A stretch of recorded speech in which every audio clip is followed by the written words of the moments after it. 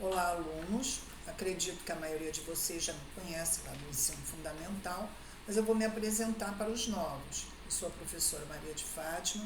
Vou passar para vocês o conteúdo desta videoaula, dando continuidade à do José Neto, que está me substituindo nas aulas presenciais, já que eu sou do grupo de risco, e nada mais justo do que ajudá-lo na elaboração das aulas. Bem, a minha abordagem é um pouco diferente da dele. O meu foco é nos textos, para que vocês possam, então, utilizar esses textos para consulta na hora de fazer exercícios ou avaliações, ok? Então, vamos lá. Colégio Ari Quintela, segundo ano do ensino médio, professora Maria de Fátima, filosofia, política moderna e contemporânea. O Pacto segundo John Locke. Então, eu vou ler para vocês um texto de John Locke, que é esse da figura que nós estamos vendo aqui ao lado, para que vocês possam entender do que ele falava, o que ele reivindicava com o seu pacto, o seu contrato social. Admito-se, sem hesitar, que o governo civil é o remédio adequado para as inconveniências do estado de natureza, que certamente devem ser grandes quando aos homens é facultado serem juízes em suas próprias causas, pois é fácil imaginar que aquele que foi injusto a ponto de causar injúrias e a um irmão dificilmente será justo bastante para condenar a si mesmo por tal. Mas desejo lembrar àqueles que levantem tal objeção que os monarcas absolutos são apenas homens, e se o governo há de ser o remédio aos males que necessariamente se segue de serem homens e juízes da própria causa, por razão do estado de natureza, não pode ser suportado. Gostaria de saber que tipo de governo é esse, que ele, melhor do que o estado da natureza, no qual o homem no comando de uma multidão tem a liberdade de ser o juiz por causa própria e pode fazer a todos os seus súditos o que bem lhe aprouver, sem qualquer tenha a mínima liberdade de questionar ou controlar aqueles que executam ao seu prazer. Por meio dos poderes legislativo e executivo, o Estado poderia garantir o direito natural à propriedade, arbitrar nos conflitos da sociedade civil, legislar sobre a vida pública, mas sem interferir na vida econômica e respeitando a liberdade de pensamento, ou seja, o Estado poderia censurar apenas aquilo que o pusesse em risco. Então, essa é a fala do John Locke em relação ao pacto social. O estado de natureza, que ele se referiu no texto, era relativo à harmonia e à liberdade. Então, o pacto social, firmado por John Locke, era em defesa da propriedade, resultando na instituição do Estado civil, dividido entre poder executivo, que era exercido pelo líder, e o legislativo pelos parlamentares. Para quê? Para garantir a liberdade da sociedade civil, ou seja, para todos, numa teia de relações econômicas que move a sociedade, não é mesmo? Bom, outro importante filósofo contratualista é Montesquieu. Vamos ver, segundo Montesquieu, como funciona então um pacto social. Charles-Louis Secondat, barão de Montesquieu, foi um dos representantes franceses do contratualismo do século XVIII. Ele refletiu sobre as relações entre as leis e as diferentes formas de governo. Além disso, defendeu a instituição de 3 poderes autônomos no Estado civil. Assim como Locke, que o professor falou, Montesquieu discordava do conceito de Hobbes, o professor falou de Hobbes, falamos de Locke agora, do estado na natureza, ele discordava. Segundo ele, ou seja, segundo Montesquieu, a condição humana original não se caracteriza pela guerra, mas pela franqueza e pelo medo. Esses fatores teriam levado os seres humanos à aproximação mútua, né, um ao outro, uma vez que apenas organizados em sociedade, eles poderiam adquirir força suficiente para disputar os interesses entre si e com outros grupos. Portanto, a guerra, as armas, as dominações teriam surgido somente na vida em sociedade. Afinal, Montesquieu acreditava que a natureza era regida por leis harmônicas, de origem divina. Infelizmente, porém, a sua concepção, os indivíduos nem sempre respeitavam as leis naturais, havendo a necessidade de instituir leis racionais no Estado civil, organizada com base num pacto social. Da mesma forma, essas novas leis acabariam sendo desrespeitadas por alguns indivíduos. Por isso, era preciso instituir formas de punição no Estado. Então, nesta imagem, nós vemos então Barão de Montesquieu, um filósofo importante, que fala desse pacto social dividido em 3 poderes. Vamos lá. Os vários tipos de governo. De acordo com Montesquieu, as leis civis variavam e deveriam fazê-lo segundo o contexto de cada povo e a forma de governo adotada por ele. Na obra de Montesquieu, chamada O Espírito das Leis, o filósofo apresentou a seguinte classificação dos governos em sua relação com as leis civis. Então, segundo Montesquieu, existem 3 espécies de governo: o republicano, o monárquico e o despótico. O governo republicano é aquele no qual o povo e seu conjunto, ou apenas uma parte do povo, possui o poder soberano.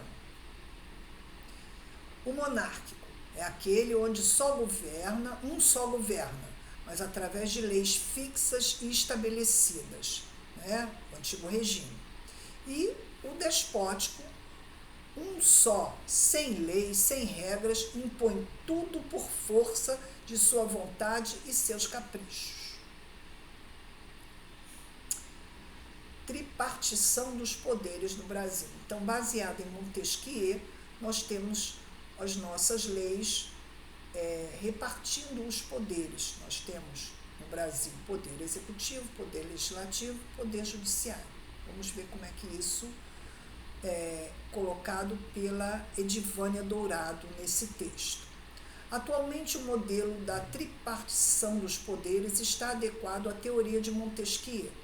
Há, então, o poder executivo, que se constitui do governo de fato, o poder legislativo, composto pelo sistema bicameral, ou seja, Câmara dos Deputados e Senado, e ainda o poder judiciário. Constamos, então, na divisão dos poderes do Estado brasileiro por meio do artigo 2º da Constituição Federal de 1988, onde lê-se: são poderes da União independentes e harmônicos entre si, o legislativo, executivo e judiciário. Esse sistema foi adotado com o intuito de melhorar, mencionado anteriormente, nos poderes que devem manter-se primeiramente independentes um dos outros. Os poderes independentes um dos outros devem ter, então, sua própria autonomia dentro do Estado brasileiro. Precisam também, para que seja possível sua coexistência, ter o comprometimento um com o outro. Assim sendo, funcionarão com harmonia. Então, nós vemos essa imagem aí ao lado, que foi feita pelo Niemeyer, e está na Praça dos Três Poderes, lá em Brasília, e ao fundo nós vemos o Palácio do Planalto, o Congresso Nacional e o Supremo Tribunal Federal, exatamente correspondente aos 3 poderes: o Palácio do Planalto, onde fica o presidente da República, o Congresso Nacional, o Senado, e o Supremo Tribunal, os juízes que representam o poder judiciário, Outro filósofo que vamos dar início à sua fala é Jean-Jacques Rousseau e o mito do bom selvagem. Ainda na França do século XVIII, o filósofo de origem suíça Jean-Jacques Rousseau também abordou o contratualismo em suas obras. Ele apresentava o estado de natureza como uma condição de liberdade e inocência em que havia somente diferenças físicas entre os indivíduos, uma vez que eles viveram sem propriedades ou autoridades instituídas. Para representar o estado de natureza, Rousseau propunha uma descrição hipotética e idealizada do ser humano em sua condição anterior à civilização. Na atualidade, alguns estudos referem-se a ela à expressão mito do bom selvagem, pois o filósofo apontava que a vida social como causa da corrupção dos indivíduos, ou seja, ele quer dizer, o homem nasce bom, a sociedade é que o corrompe. De acordo com ele, originalmente os seres humanos viviam em um ambiente abundante, relacionando-se com base em sua predisposição natural para a autopreservação e também para a compaixão. No entanto, a instituição da propriedade privada teria rompido o equilíbrio dessa relação, ou seja, isso aqui é meu, eu vou comprar, ninguém manda, né? Levando-os ao estado de sociedade, marcado por insegurança, violência, corrupção, em contraponto com a liberdade e a inocência do estado de natureza. Então, aquilo, como eu disse, segundo Rousseau, o homem nasce bom nesse estado de natureza e todas essas diferenças, insegurança, a violência, a corrupção é que modificam o ser humano. Rousseau e o contrato social. Segundo Rousseau, os conflitos do Estado e de sociedade teriam levado os indivíduos à renúncia do poder pessoal ilimitado, à realização de contrato social. Alguma coisa tinha que ser organizada. Porém, diferentemente dos outros pensadores, ele considerava que essa renúncia ocorria em favor da vontade geral, correspondente aos interesses comuns, colocado acima dos diversos interesses particulares. Então, tudo tinha que ser resolvido em grupo. Logo, o contrato não representava a interferência de poderes e liberdades a um indivíduo ou a uma assembleia, mas a associação dos cidadãos para exercê-los em prol do corpo político. Essa associação teria gerado, então, um Estado civil, no qual os indivíduos deveriam ser compreendidos como cidadãos, pessoas morais, livres e obedientes às leis que estabeleceram o bem coletivo e ético, que deveriam estar acima do poder executivo exercido por um governante. Além disso, este, ou seja, o governante, deveria ser um funcionário e não o senhor do povo, ou seja, poderia ser destituído caso não se submetesse à vontade geral. Então, ao contrário do que realmente acontece, né, o líder tinha que, segundo Rousseau, atender às necessidades do seu povo, senão ele seria colocado para fora, destituído, não poderia mais exercer o cargo de líder. Então, nós vemos aí a imagem do Maurice Latour, do Jean-Jacques Rousseau. Tá? Ao contrário de Montesquieu, Rousseau não defendia a independência entre os poderes no Estado civil. O seu modelo político, as leis deveriam garantir a liberdade e a igualdade, bem como bens supremos para esse filósofo que negava a escravidão e louvava o Estado republicano, aquele que, sob de qualquer forma de governo, era regido por leis voltadas aos interesses públicos e não à vontade particular do governante. No pensamento de Rousseau, o governo poderia variar a sua forma segundo a extensão e as características do Estado, mas apenas seria legítimo se agisse de acordo com a vontade geral.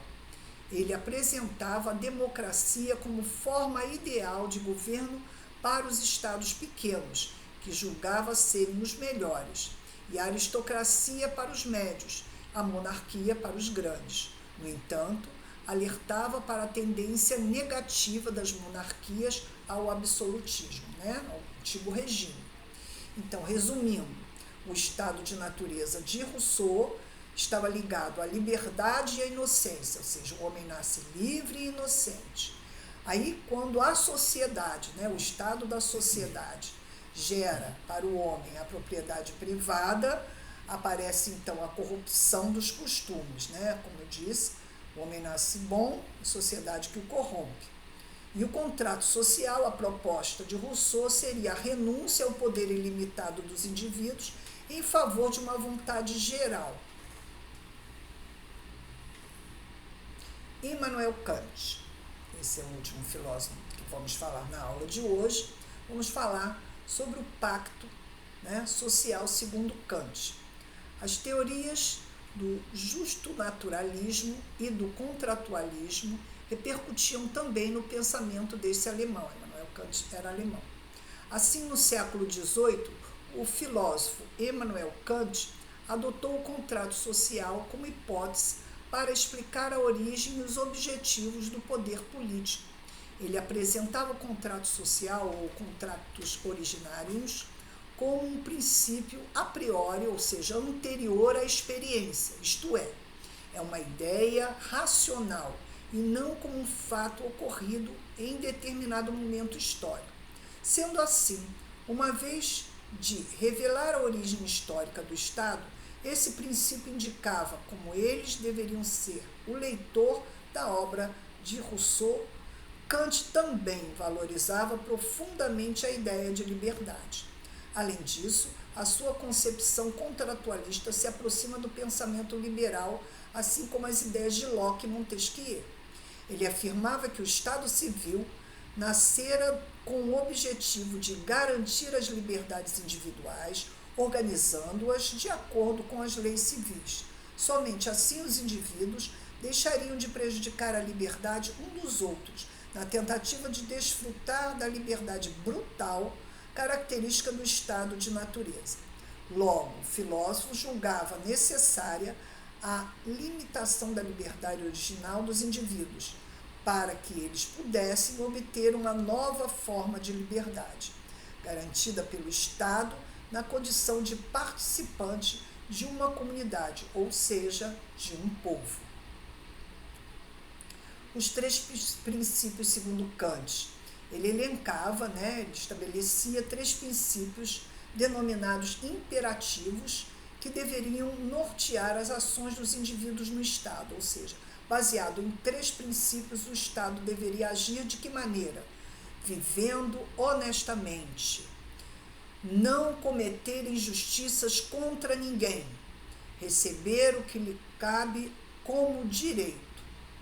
De acordo com esse filósofo, a condição dos estados entre si era comparável à dos indivíduos no estado da natureza, ou seja, uma liberdade brutal capaz de gerar disputas. Sendo assim, ele buscou estabelecer um acordo entre política e moral, por meio do cosmopolitismo.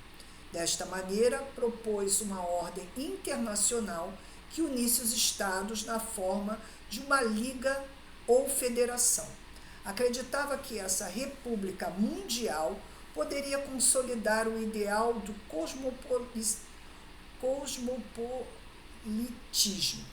uma vez que todos os indivíduos seriam seus cidadãos na condição de que denominava Ergeburg, ou seja, cidadão da terra. Então, mais uma vez explicando o que para Kant significava o cosmopolitismo, era uma doutrina que vê o ser humano como cidadão do mundo, Kant o entendia como o princípio regulador do processo destino do gênero humano, possibilitando a integração universal. Então, o cidadão era cidadão do mundo, em qualquer lugar que ele chegasse, ele teria os mesmos direitos. O estado de natureza, a liberdade brutal dos indivíduos. Segundo Kant, o contrato social é uma hipótese racional para mostrar como o Estado deveria ser, a fim de garantir as liberdades individuais. Mais uma vez, reforçando a principal ideia de Kant, o cosmopolitismo como uma federação de Estado em prol do bem coletivo.